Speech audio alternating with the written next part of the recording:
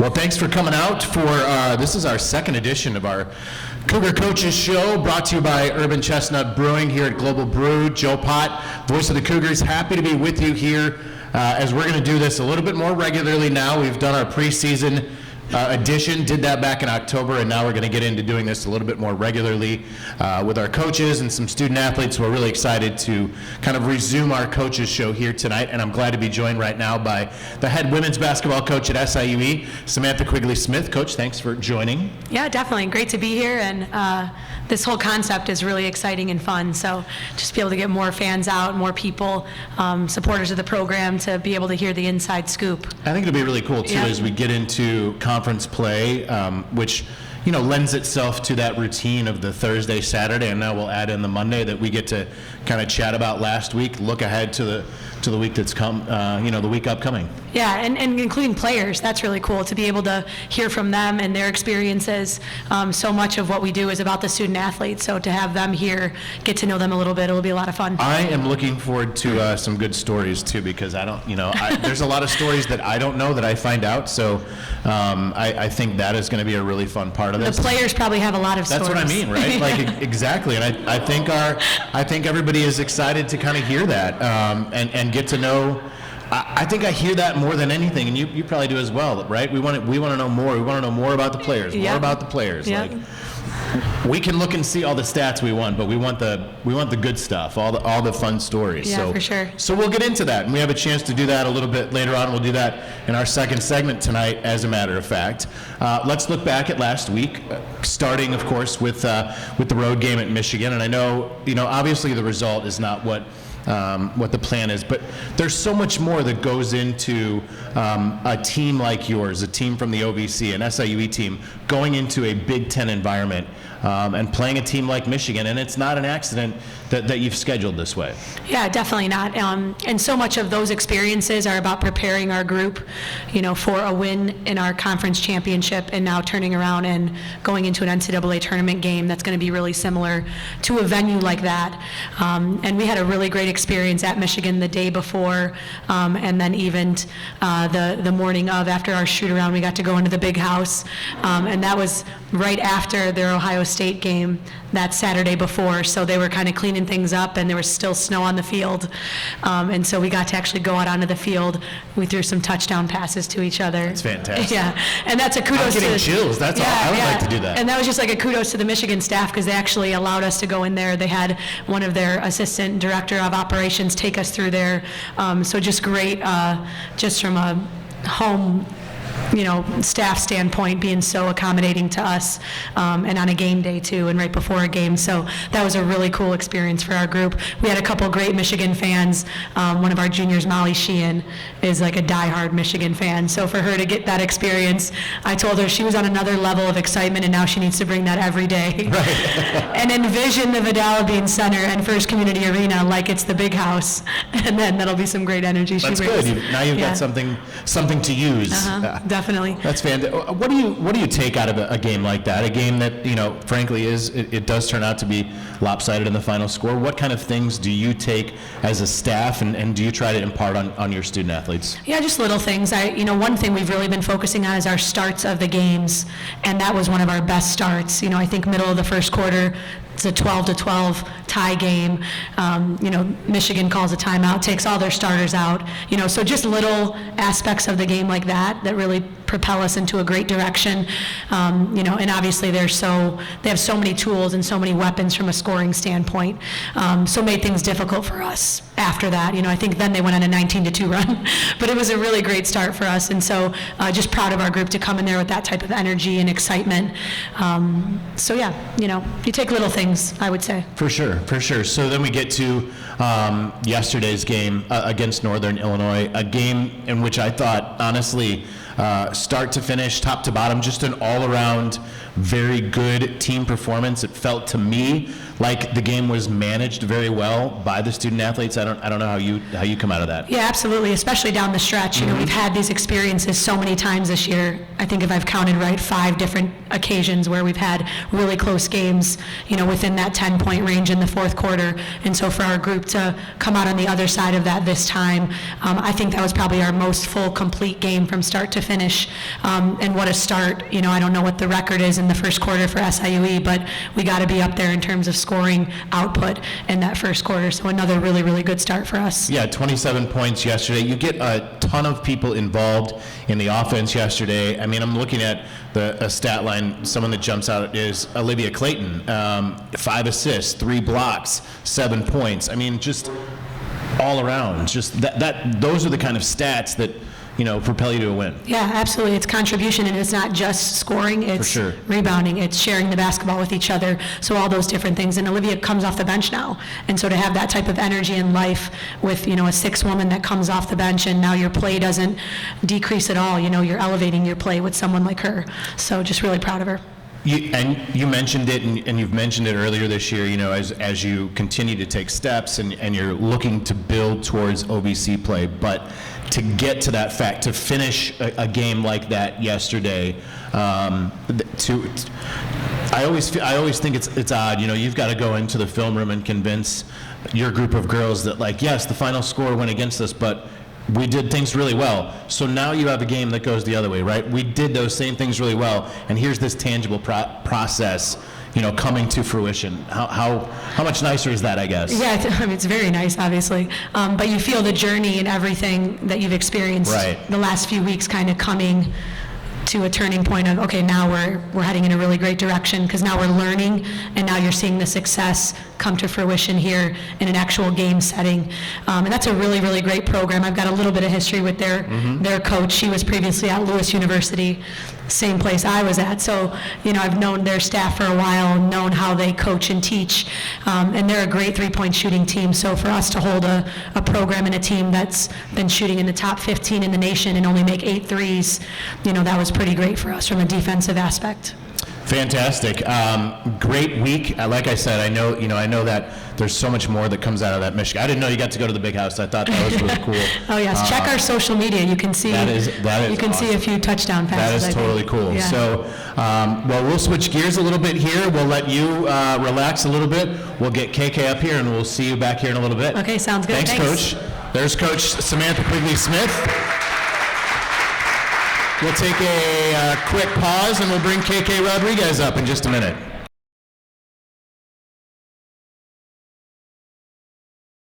All right, we'll just jump right into segment number 2. And as we said, we are going to start kind of working in some student athletes and getting a chance to visit with the folks that make this program go. And that starts with KK Rodriguez here tonight. So welcome to KK Rodriguez. Thank you for having me. Thank you for having me. There you go. So KK from Webster Groves, Missouri, right across the river in the St. Louis area, started your college career at Tulsa. Mm-hmm. Now, I heard kind of the story of how you got to SIUE, but I don't know if everyone has heard the story of how you got to SIUE, so I'm going to ask you to share that story of how you got to SIUE. Okay, so I would say that it was started, I played 3 years at Tulsa. I actually redshirted my last year, my bad. Good. My senior year, I played with Olivia Clayton. A little heartbroken when I decided to step away from the team. So I actually ended up moving to San Diego, you know, starting my life out there. And Liv called me and she was just like, KK, would you mind like playing basketball again? And at first I was like, no, girl, I'm good. It's over with for me. And she was just like, are you sure? Like, cause she knew the experiences I had at Tulsa. So she was like, I promise you, like, you're in great hands. Like the coaches, you're gonna love them. They are like, what they say is what they do. And they stand behind it all the time. And I told her, like, I'm big on family. And like I said, I was in San Diego, so like that was another positive. I got to come back home, and so she was just like, just enter the transfer portal and just see how it goes. So I'm reaching back out to Tulsa, like, okay, can I do this? Can I do that? How do I go about it?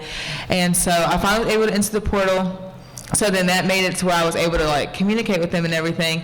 And off the bat, I loved every conversation I had with every coach. I talked to Coach Sam, loved her. Talked to Coach Jess, loved her. Talked to Coach Bruno, loved him. And then Coach Ariel came around, and so, and you know, that's my girl. We're like this. So that's just how I got here, and I'm really grateful for the opportunity I've came back. And so even, as you said, it's a little bit of a bonus to be playing basically back in your hometown, right? Yeah, my parents, my dad, he is working in Miami right now, but my mom and grandma are able to come to every game. And my great-grandma, she's actually in a nursing home now, but she was able to come out to see me yesterday. Oh my gosh, that's fantastic. Yeah, I definitely cried before the game. So, well, maybe that's a good thing, because I'm about to share some numbers that I have that if you don't know, so these are some ranks just as of today for this young lady sitting next to me. Total points, 207, which is first in the Ohio Valley Conference and third in the NCAA. Scoring average of 23 points a game, first in the OVC, ninth in the NCAA. Three-point percentage, 541, first in the OVC, seventh in the NCAA. Free throws made, 53. Free throws attempted, 63. Both are first in the OVC and third in the NCAA.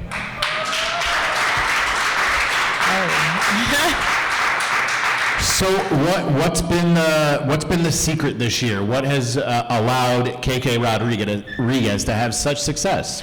Well, first and foremost, this past year I have taken a leap, a step further in my faith and everything. So just staying prayed up every day. I pray at least, I want to say, especially on a game day, I would say about 6 to 7 times, as many times as I'll pray. But that's just, staying grounded and with my relationship with God. And then next, I would say, I've been in the gym constantly. Coach Sam was just telling me the other day, she's like, KK, I've seen you literally in the summer. Every time I walk past, you're in there. And it was just, I knew this was my last season. I wanted to go out with a bang, not just on a personal statistics level, but I wanted to win this year. And granted, the record doesn't reflect it, but I've seen so many great strides in being great this year, so I'm excited. And I think that, that's something I sort of alluded to with Coach Sam, that, I'm sure it's hard when you're looking at film and you're looking at games and you can note all of these positive things that are taking place, and that final score just happens, to go against you. And it's, a one-possession game at Dayton. It's a one-possession game at Eastern Michigan. It's not like you're not in these games. Do you feel like that, let me ask you this way, can yesterday be a turning point? Yeah, I for sure do think it's a turning point. Coach Sam actually made it an emphasis, we've had a whole bunch of tough games, Oklahoma State, Michigan, and yesterday's game was the start of a new season for us. We had the tough non-conference. Now we're going into a new season in our non-conference, and then we'll have another new season once the conference season starts. So I feel like us getting that win and all the hard work that we did in the other games where we came so close, honestly just made the girls feel like, okay, we can do this. There's no more coming up short, so just pushing through at this point. How much fun is a game like yesterday when it feels like, for a while it feels like nobody can miss. Molly's not missing from 3, Sophie's not missing from 3. You're knifing and slicing your way through the defense. There was really a lot of, everybody was clicking. It really felt that way. It made it so much fun. It made it so much more fun. The other games were really fun, but it's different when you're able to maintain that lead the whole game. So it's just and then the unselfishness with our team. Just, you got people sharing the ball, Liv, she's got 5 assists in the first half. It's okay, let's be for real. There's not too many bigs doing that. Yeah, no, you're right. And so she's coming in. Actually, we were watching the video earlier, and I was like, Liv, I think you were more hype about me hitting that 3 when she got the steal and passed it off. She was like, okay, you just don't even know how hype I was. But it just makes it so much more fun. That says a lot about the culture that exists on your team, that you're as excited for something that you do as you are, or as excited for something that a teammate does as you are for yourself. For sure. We definitely take pride in that. In practice, we try to make it a goal to sit there and if you out on the sideline when sometimes we're watching the plays and everything, you're hearing me, oh my gosh, Big Soph just hit a 3. it's in practice. That's where I feel like it always starts, and then it also starts in the locker room. I feel like we're a really close knit group of girls. Like there's nothing we don't tell each other, if that makes sense. So I just feel like that all just translates. So how much are you looking forward to the conference season then? As I was talking in the open, there is that sense of routine, but there's also that heightened intensity because every team knows each other so well, every coach knows each other so well. It's hard to beat conference play. It's hard to beat conference basketball. It is. I'm really excited for it. Like last year, we always say like our non-conference prepared us for the conference tournament, or not tournament, but conference play. But I would just say that we were able this year to really learn how to push through. Like I feel like yesterday was that point where we're like, okay, now that we've seen we can do it, we can do it. So I feel like conference will just be an extension off that. So I'm excited. A little bit.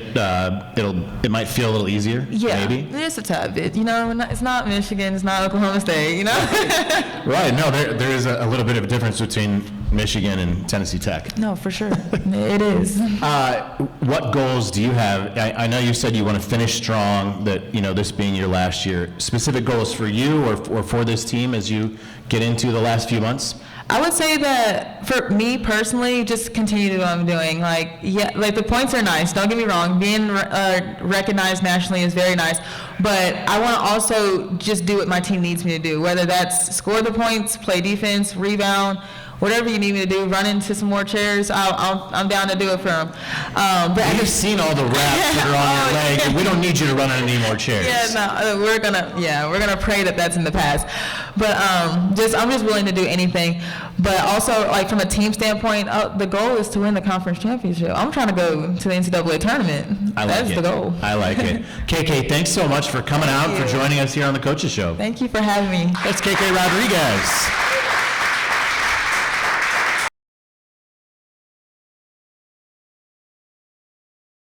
All right, final segment here of our Coaches Show, and as I mentioned right off the top, of course, Urban Chestnut, our presenting sponsor of our Coaches Show. If you haven't had a chance to see the branded Zwickle cans that we have now obtained right here in front of us, it's a really cool partnership. We're excited to join with such a cool brand, an established brand in the St. Louis area, and I think it just speaks about kind of the trajectory of SIUE athletics, right? That we're starting to get some of these partnerships. We're glad to be out here at Global Brew. We're going to be doing this, as I said, a little bit more regularly once the conference season starts. We've got another show next week on December 11th, and then we'll do 3 in January and 3 in February. So we're looking forward to it. We really thank the folks here at Global Brew, and we can't thank Urban Chestnut enough for helping us and being our presenting sponsor of our Coaches Show. One final segment here on the women's side as we were rejoined by the Cougars head coach Samantha Quigley-Smith, and we'll talk a little bit about what's upcoming, the other SIU on the schedule this week as you go to Carbondale, and you get, this is the first of, at least 2 school day games that you have, right, as visitors? Yeah. We make things really exciting for ourselves, right? I think at Illinois State we played in front of like 7,500. It was their my goodness, max capacity. Golly. Yeah. And screaming. And screaming. 500 screaming. They were screaming for us too, though, so it was equal screamage. That's fantastic. Yeah. Well, let's look ahead to that game a little bit specifically. I mean, what kind of challenges does Carbondale pose? What are you looking for out of Wednesday's game? Yeah, obviously a cross-state rival, but also from a Missouri Valley standpoint, getting to compete against another mid-major program and a little bit higher mid-major. So just excited for that opportunity. They'll be athletic and run a little bit differently, so for us to just be prepared on the defensive end. You know, our defense has improved, I would say, every game in terms of being able to hold teams a little bit less than, the 105 Michigan. So just all around trying to defend, learning how to defend better. Coach, give folks an idea maybe what a schedule would look like this week. So you play on Sunday. Here we are on Monday. You have a game coming up on Wednesday. Where do you balance the recovery with the rest and the preparation for that next game that's coming up? Yeah, you definitely gauge your team a little bit, and the week before, you kind of see where they're feeling physically, see what's really important for them moving forward, and then you have a game like we did against Northern here last night and yesterday, where we had a lot of things clicking and things went well. So you like to reward them with a day off, and just getting some rest, body rest, mind rest, and then you've got to get back at it tomorrow, obviously the day before a game again, and then you sort of play the week by year and see how things go. With our finals week next week, we've got a little bit bigger break after this Wednesday's game against Carbondale, so we'll have a little bit more time, allow them to really focus on their academics and being a student first, obviously, with some finals next week. I know that you want to give them rest, and I know they want rest, but is there also a little bit of that, man, we can't wait to get right back out there because of how great things went on Sunday? Oh, yes. There were a few today that wanted to get in the gym and shoot, right, and, watch film even. So just to be able to continue to be a student of the game, even when you're not really practicing.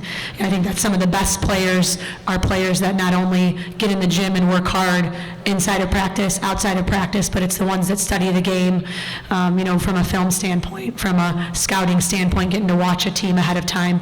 And so that's what we've seen a lot with this group, which is great. Is there room for, I guess, differences when it comes to the film? Like, for example, like, are there some that maybe don't need as much film, or maybe don't digest the film as better, and so they just need it, out on the floor? Do you have to kind of balance that depending on the player?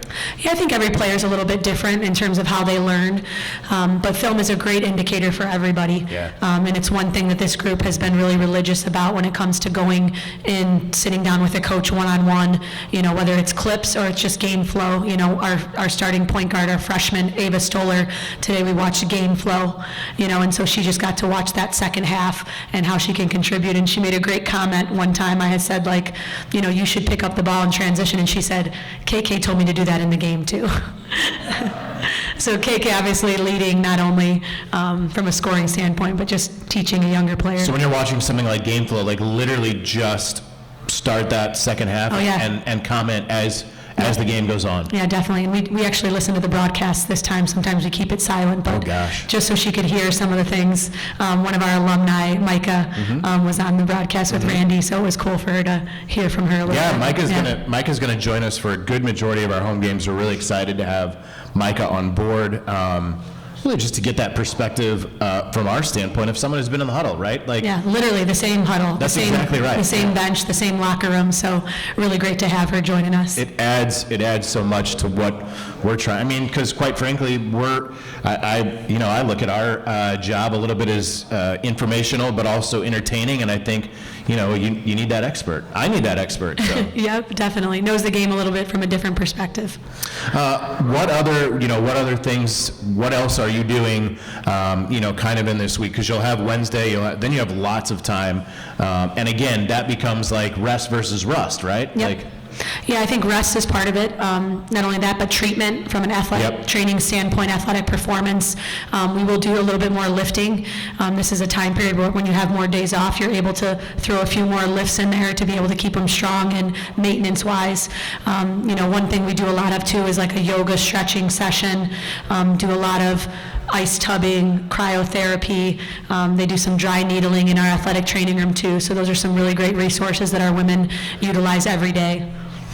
So I want to now get your perspective on our last guest, KK Rodriguez, who is obviously just having a fantastic start of the season, and she's mentioned, kind of her faith kind of being grounded, and obviously the time in the gym, and she mentioned that, and you mentioned that it takes a lot to get to the level that she's at right now, right? Yeah, absolutely, and I said this in the post game. It's really hard to find the words because of how much impact she's had on our program. And in this short time, she had a season last year, and her growth from then till now as well. It's a great indicator to every player, even every young player. Like, you're not always perfect, you're not always doing things exactly the way you want, but if you put the work in, the results are going to show, and she's a great example of that. And exactly as you said, Ava's even saying she's getting a little there's a little coaching going on in the game even. Oh my gosh, absolutely. So just to see that kind of rubbing off on a younger player and that understanding outstanding.